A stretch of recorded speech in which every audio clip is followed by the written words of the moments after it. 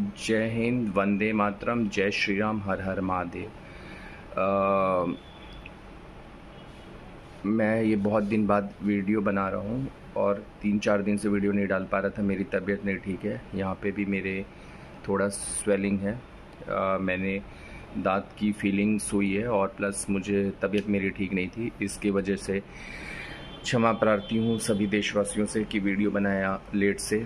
और हमारे वीडियो बनाने का मुख्य उद्देश्य है कि जो आज देश में परिस्थिति चल रही है और जो देश में मतलब बहुत ही चीज़ें हैं कि उत्पात हो रहे हैं, उसको हम कैसे कंट्रोल करें, देश हित के लिए सोचें और देश के लिए करें और उत्पात हम जरा भी नहीं करें। और क्योंकि कोई भी हमें उत्पात करने से हमारा चीज़ें सही नहीं होने वाली और चीज़ नहीं है। जो सरकारी तंत्र है, जो कार्य हैं, उसको कर लेना चाहिए।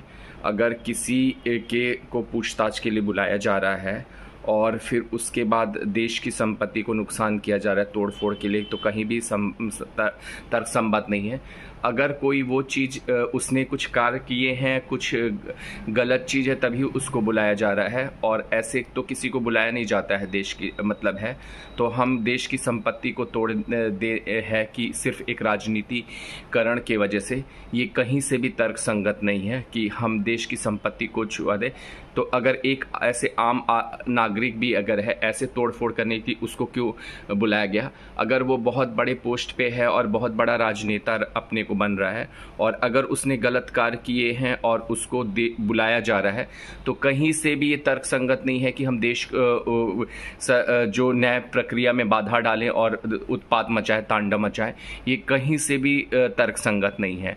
और देश के नाम पर अगर कोई स्कीम है, उसको समझिए और आप उसको मतलब ये नहीं है कि आप उसको उस पर उत्पात मचाएं, उस पर आप वो करें कि हम उस पर उत्पात मचाएं, हम तोड़ फोड़ करें, देश की संपत्ति को नष्ट करें, देश की चीज़ों को नष्ट करें। क्योंकि देश की संपत्ति बहुत मुश्किल से बनती है और देश की संपत्ति को मतलब हमें रक्षा करनी चाहिए, देश की संपत्ति, क्योंकि वो हमारी ही टैक्स से है। कहीं ना कहीं हमें ही उसको टैक्स पे करना पड़ेगा।